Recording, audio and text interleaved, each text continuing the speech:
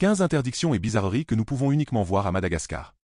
Le Madagascar est souvent considéré comme le 8e continent du monde, possédant de nombreuses particularités.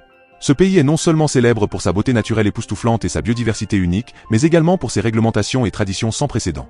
Dans cette vidéo, nous allons explorer 15 interdits et particularités qu'on ne trouve qu'à Madagascar. Préparez-vous mentalement car ces expériences vont forcément vous choquer. Les gens mangent des chaussures en cuir. Le Madagascar est souvent connu comme un pays qui n'est pas pauvre, puisque cette terre attire toujours un grand nombre de touristes, et c'est complètement faux que les habitants de Madagascar ont tellement faim qu'ils doivent manger des chaussures en cuir abandonnées par les touristes. La population de cette nation est d'environ 26,3 millions d'habitants. C'est actuellement l'un des pays les plus pauvres au monde, avec un PIB nominal d'Ax en peine plus de 10 milliards de dollars par an. Ce qui signifie que le revenu moyen par personne n'est que de 400,5 dollars par an. Le sud de Madagascar n'a pratiquement rien d'autre que des terres arides et la famine avec 3 années consécutives sans une goutte de pluie. Lorsque la dernière aide alimentaire est arrivée ici en mars de l'année dernière, il était trop tard car 150 personnes étaient déjà mortes de faim, et de nombreuses personnes font recours à des méthodes inimaginables pour mendier des morceaux de chaussures en cuir de rechange, les faire bouillir et les manger. Dans le passé, de nombreuses familles chassaient des animaux mais aujourd'hui, les animaux sont aussi très rares et strictement protégés dans des zones de conservation. Le Programme alimentaire mondial des Nations Unies estime que près de 30 000 personnes à Madagascar souffrent d'une grave faim causée par le changement climatique, la moitié d'entre elles connaissant une famine de niveau 5. Selon l'évaluation du Programme alimentaire mondial, la famine au Madagascar a un niveau catastrophique. Les gens n'ont absolument rien à manger. Les Nations Unies estiment que plus de 78 millions de dollars seront nécessaires pour fournir immédiatement de l'aide alimentaire à ce pays. C'est triste d'entendre des informations aussi terribles mais nous devons faire face à la vérité et comprendre cette terre. Le Madagascar n'est pas seulement plein de beauté, les gens et les créatures au Madagascar luttent aussi pour survivre. Enterrer le cordon ombilical est très important au Madagascar. Au Madagascar, après l'accouchement d'une femme, la sage-femme apportera le cordon ombilical et le placenta au père selon la tradition. La responsabilité est de les enterrer sous une pierre plate à l'entrée de la maison ancestrale. De nos jours, en zone urbaine, le cordon ombilical est souvent enterré dans un endroit autour de la maison, ou dans une zone non sujette à la pollution. Lors de leur enterrement, le père assure de ne jamais regarder en arrière. Cet enterrement est un symbole de la perpétuité. Dans les croyances des Malgaches, une personne née sans le cordon ombilical correctement enterré deviendra mentalement déficiente. Cette tradition semble assez intéressante mais elle montre aussi à quel point les gens du Madagascar sont superstitieux. Très peu de gens y croient que la déficience mentale est due à une maladie ou à des facteurs génétiques, ils pensent tous que c'est parce que le père a mal géré l'enterrement du cordon ombilical. N'est-ce pas dommage?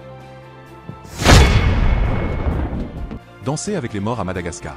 Si vous visitez le Madagascar, ne soyez pas trop surpris si vous voyez des cadavres danser. Ça paraît fou mais c'est tout à fait vrai cette tradition appelée famadina ou retournement des os. Le famadina est un rituel démontrant le respect de l'amour envers les proches et aussi l'occasion pour les membres de la famille de se réunir et d'exprimer leur proximité. Lors de ces activités événementielles, telles que de la musique live et des sacrifices d'animaux seront organisés. Les invités et les membres de la famille recevront des portions de viande prédivisées lors du festival. Les anciens expliqueront aux jeunes générations les contributions de leurs ancêtres. En fait, beaucoup de choses seront organisées, y compris des repas élaborés pour les invités et des vêtements pour les vivants et les morts. Certains pauvres doivent économiser pendant des années pour avoir assez d'argent pour construire une tombe pour leurs proches, puis organiser plus tard des cérémonies pour le défunt. Selon la tradition locale, il serait considéré comme honteux qu'une famille n'organise pas la cérémonie du famadina. C'est très important pour toutes les familles de l'organiser, pour avoir une place d'honneur dans la société. Numéro 12. N'est autorisé à manger qu'après que les adultes ont mangé. Comme je l'ai mentionné, dans la société malgache, le respect des aînés est une tradition obligatoire de coutume. Dans les zones rurales, une fois le repas servi, personne n'est autorisé à ramasser ses ustensiles jusqu'à ce que les aînés l'aient fait. Il peut donc s'agir du père, de la grand-mère ou du grand-père, une fois qu'ils ont ramassé leurs ustensiles et commencé à manger, le reste de la famille peut également commencer. Manger de la nourriture et la culture vont souvent de pair à Madagascar. Les différentes caractéristiques du riz, un aliment de base commun, sont devenues une partie intégrante de la culture malgache. Il n'y a pas de repas sans riz. Du petit déjeuner au dîner les malgaches mangent du riz. Il existe même un type d'eau de riz appelé Ranolamalaji Ravala, qui signifie eau précieuse. Les gens de Madagascar croient qu'on ne peut pas se sentir rassasié sans manger du riz. Et lorsque vous invitez quelqu'un à dîner, vous devez l'inviter à manger du riz. Le riz apparaît même sur la monnaie avec l'image d'une femme vendant du riz. Les voyageurs peuvent bien voir sur les billets de 10 000 AR du Madagascar. Les touristes peuvent découvrir ces coutumes et traditions en traversant l'île animée qui abrite un total de 18 groupes ethniques. Numéro 11. Toutes les maisons font face à l'ouest. Une chose que quiconque visite à Madagascar se demande est pourquoi les maisons des habitants locaux font toujours face à l'ouest. Pour répondre à cette question, nous devons approfondir la culture locale. Lorsqu'une personne malvoyante construit une maison dont elle doit respecter et adhérer à certains rituels et règles, l'un d'eux est l'orientation de la maison. Les gens malvoyants croient que la meilleure lumière du soleil est dans l'après-midi. Lorsque le soleil commence à se coucher, toutes les maisons doivent être orientées vers l'ouest. Dans le processus de construction traditionnel, le front de l'est est fermé sans fenêtre ni entrée. Les fenêtres sont généralement placées que du côté nord et la porte principale du côté ouest. Cette tradition peut sembler rigide mais en réalité construire des maisons orientées vers l'ouest aide les gens à avoir une meilleure santé que de le construire dans d'autres directions. La direction ouest reçoit plus de lumière solaire que les autres directions. L'avantage de la lumière solaire est qu'elle aide à tuer les bactéries, à réduire l'humidité dans la maison, un facteur provoquant la croissance de nombreux types de moisissures et de bactéries. Les maisons orientées à l'ouest profiteront de ce grand avantage, tandis que les maisons orientées au nord, si elles ne sont pas bien nettoyées et entretenues, sont sujettes à la moisissure et à la maladie. Numéro 10. La plupart des gens à Madagascar ont tendance à regarder la personne en face d'eux. Lorsque vous vous trouvez dans cette situation, vous ne devriez pas réagir, simplement les ignorer et faire comme si de rien n'était. En fait, seule une petite partie des habitants des zones urbaines de Madagascar est exposée aux nouveautés du monde. La plupart des gens vivent vraiment de manière très traditionnelle. Ce qui explique pourquoi ils sont toujours curieux de savoir ce que vous portez ou vos gestes. Mais j'ai déjà dit qu'ils sont juste curieux, pas de mauvaise intention du tout, souriez-leur et ne les chassez pas ou ne leur parlez pas durement. Ce qui pourrait mettre les en colère et les amener à se venger de vous. Une autre chose absurde est que même s'ils peuvent vous regarder pendant des minutes, si vous les regardez en retour ou si vous les prenez en photo, vous recevrez de fortes réactions. Les gens à Madagascar sont beaux et vous serez sûrement captivé par leur beauté, mais vous ne devriez pas les prendre en photo sans autorisation, il est préférable de demander aux guides touristiques de consulter les résidents locaux avant de prendre des photos. Numéro 9. Lorsque vous mettez les pieds sur cette île, ce que vous devez faire est d'en apprendre davantage sur quelque chose appelé Fadi. Il fait référence à une gamme d'interdictions culturelles contre les humains, lieux d'action ou tout objet. Ces tabous sont censés être appliqués par des forces surnaturelles et sont principalement associés au culte des ancêtres à Madagascar. La nourriture est une partie importante de la culture malgache, ce concept comprend des coutumes et des traditions spécifiques, ainsi que des réglementations morales. Certaines fadis s'appliquent à travers le Madagascar, comme ne jamais montrer de doigt une tombe, ou les femmes enceintes ne devraient pas manger de talons. Mais certaines modes s'appliquent aux tribus des villages ou aux familles spécifiques. Certains fadis peuvent également s'identifier chez les Merina, tels que ne jamais chasser les renards à cause du folklore, ou avoir besoin de protéger les cascades sacrées dans les zones de conservation des montagnes comme la montagne d'Ambre. La plupart des Merina ont des histoires intéressantes derrière eux. Les guides locaux comprennent les coutumes des nourris et les expliqueront aux touristes qui les respectent toujours. Quand ils sont nourris, vous avez une arme à vos côtés. Ce que vous devez faire, c'est les écouter absolument pour éviter les catastrophes.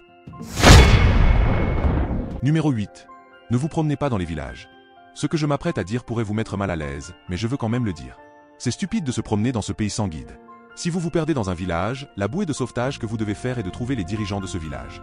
Je tiens à réitérer que rencontrer et saluer le chef de tribu cette fois-ci est considéré comme nécessaire. Le respect est nécessaire avant d'interagir avec les villageois. Chaque zone a ses propres lois, mais il existe une coutume qui existe dans tout le pays selon laquelle tout le monde doit respecter les personnes âgées ou les autorités.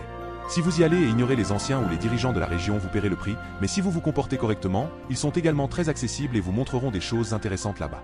Vous pouvez également leur acheter quelque chose en souvenir et aussi créer de la bonne volonté avec eux, mais pour éviter tout problème, vous devez payer en espèces. L'île traite généralement en espèces, vous devriez donc avoir de l'argent avec vous. Numéro 7. Les baobabs géants. Croyez-vous qu'il y a des arbres qui poussent à l'envers? Je sais que cela va vous choquer, mais laissez-moi vous dire que c'est possible au Madagascar. Au Madagascar, vous pouvez voir des baobabs dont leurs racines pointent vers le ciel au lieu d'être enracinés dans le sol. Cela semble absurde, mais à Madagascar rien ne l'est impossible en raison de leur nature fière. Les baobabs ont été bannis vers le ciel pendant de nombreuses années, vivant dans une position avec la tête baissée et les racines pointées vers le ciel, supportant le vent et la pluie à Madagascar. Que ce soit sur les routes poussiéreuses ou dans les villages reculés les plus courants, vous les trouverez. Le site pour des touristes est constitué de rangées, d'arbres baobabs géants avec des troncs robustes s'élevant de loin dans le ciel bleu. Et les habitants des terres africaines rudes qui viennent ici trouvent souvent excitant et enthousiaste de poser pour des photos avec ces célèbres grands arbres aux formes bizarres en raison de leur structure unique. Les baobabs sont entourés de nombreuses légendes détissées par la population locale. Cette légende en impressionne pas seulement la communauté, mais se propage également dans toute l'Afrique. Ils croient que lorsque Dieu a créé les baobabs, ils ont refusé de rester immobiles comme les autres arbres et ont plutôt continué à s'enfuir. Par conséquent, pour gérer cette espèce, Dieu a décidé de les retourner la tête en bas avec les racines pointant vers le sol et les racines pointant vers le ciel.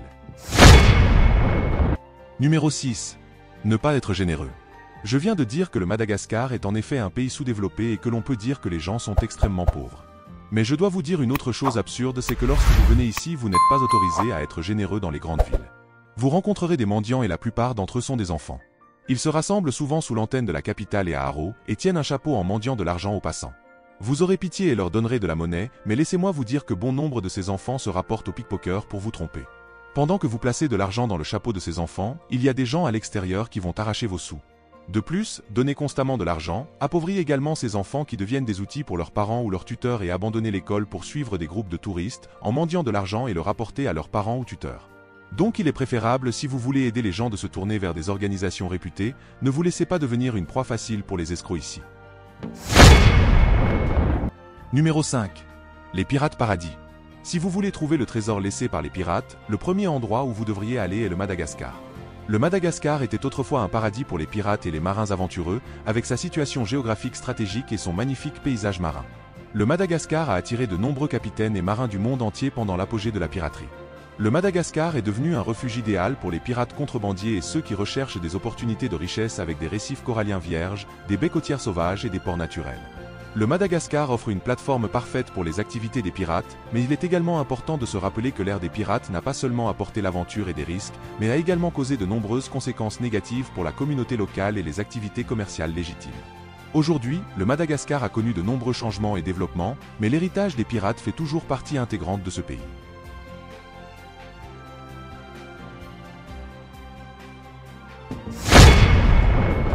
Numéro 4. De la mort pour ceux qui sont passionnés d'aventure. Vous serez sûrement fasciné par cette forêt car c'est l'une des rares forêts au paysage étrange au monde.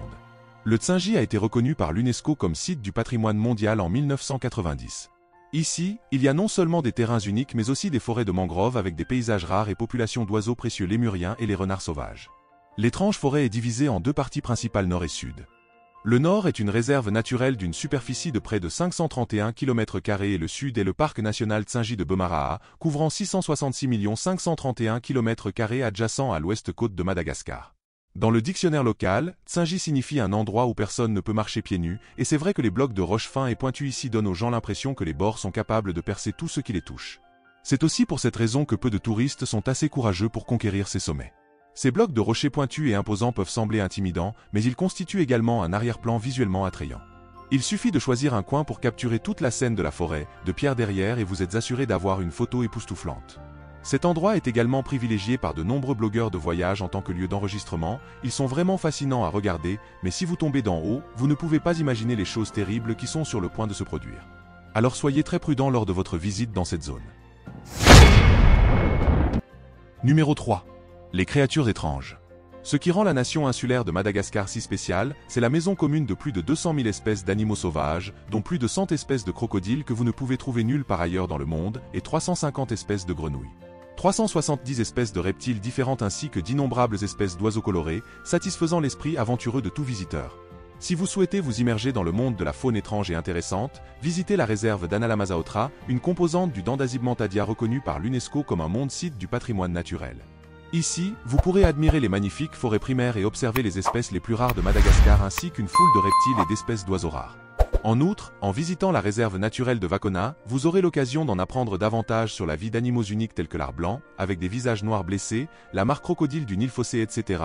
N'oubliez pas d'explorer le parc de Lima, l'habitat idéal pour les lares à queue annelée, ainsi que la ferme de feu de pied qui abrite des caméléons grenouilles, crocodiles, papillons. Et l'île Rex en particulier les parcs et réserves naturelles proposent également du camping des zones permettant aux visiteurs de vivre dans des espaces ouverts et de s'immerger dans la nature. Numéro 2. La mer des îles. Il faut savoir que le Madagascar est une île géante en Afrique, mais les habitants de Madagascar sont les descendants d'une trentaine de femmes indonésiennes, lorsqu'ils y sont arrivés par un voyage navire perdu il y a 1200 ans. Cette découverte réfute l'hypothèse précédente selon laquelle un processus de colonisation à grande échelle aurait eu lieu sur l'île de Madagascar, au large des côtes de l'Afrique de l'Est. Selon cette découverte, les commerçants indonésiens qui voyageaient le long de la côte de l'océan Indien auraient été les premiers à s'installer sur cette île. De rares preuves archéologiques, notamment quelques fragments d'os marqués par des outils en pierre et une augmentation du taux d'incendie de forêt, suggèrent que les humains ont peut-être visité le Madagascar mais ne s'y sont pas installés il y a environ 2000 ans. Il s'agit d'une époque très récente, étant donné que l'histoire générale de l'humanité de Madagascar en est une, parmi les derniers endroits sur Terre où les humains se sont installés le premier. Vous avez peut-être vu les belles fontaines créées par les humains, mais elles ne sont en rien comparées à ce que Mère Nature a créé à Madagascar. Si vous n'y croyez toujours pas, allez-y voir. Numéro 1. La ville d'Analeva au Madagascar. Connue pour l'existence de 4 jets d'eau froide naturels, ces jets d'eau sont situés à proximité de la zone de certains gisements minéraux d'aragonite. L'excès d'eau de ces mines est éliminé en le canalisant dans des tuyaux métalliques qui finissent par le pousser vers le Mésiberge, en raison de l'eau chaude et riche en acide carbonique. Elle dissout facilement une grande quantité de chaux lors de son voyage vers la rivière. De plus, cette eau chaude passe à travers des tuyaux en fer, et le fer est également dissous par l'acide carbonique. L'eau riche en dioxyde de carbone est poussée dans le tuyau comprimé et lorsque l'eau apparaît à l'extrémité du tuyau, la pression chute soudainement provoquant ainsi la dissolution du dioxyde de carbone et crée des bulles. En fait, les jets d'eau ici fonctionnent contrairement aux lois de la nature. Avant de devenir une attraction touristique, le lieu était utilisé par les habitants de Madagascar comme un lieu pour accomplir des rituels ancestraux appelés Fanznana, dans l'espoir d'avoir des enfants et de récupérer la santé après une longue bataille contre la maladie. On ne sait pas si ces prières étaient efficaces ou non, mais les transformer en lieu touristique a fait que les habitants des environs vont se sentir extrêmement mal à l'aise. Vous ne devriez pas vous engager dans des actions destructrices contre ces jets d'eau. Rappelez-vous que c'est un lieu sacré pour la population locale, prenez des photos et partez, cela suffit. Grâce aux images et aux informations partagées, j'espère que vous avez acquis une vision plus profonde de ce pays beau, naturel et magnifique, avec plein d'histoires. Continuez à explorer et à découvrir des choses nouvelles intéressantes dans le monde sur notre chaîne et surtout n'oubliez pas de vous abonner et de laisser vos commentaires dans la section commentaires. Nous vous reverrons dans les prochaines vidéos. Merci de nous avoir accompagnés.